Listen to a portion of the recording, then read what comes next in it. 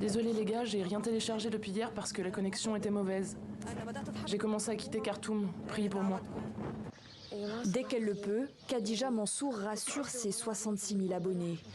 Depuis plusieurs semaines, cette Égyptienne a pris l'habitude de documenter son voyage sur son compte Instagram.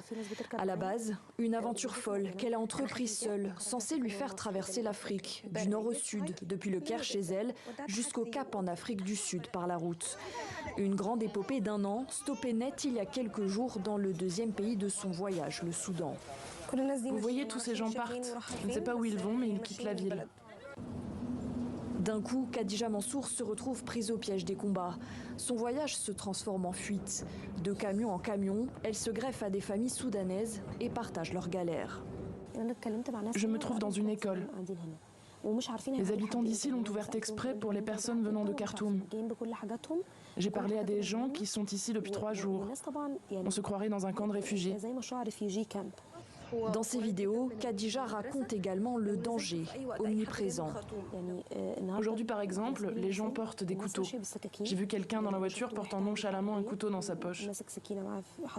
En nous déplaçant, j'ai vu des gens piller les supermarchés parce qu'il n'y a pas de nourriture.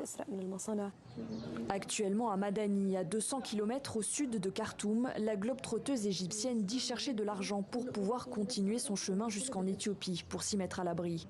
Malgré le cessez-le-feu en cours, les combats se sont poursuivis à Khartoum mardi soir. En 11 jours, les affrontements au Soudan ont déjà fait plus de 450 morts et environ 4000 blessés selon l'ONU.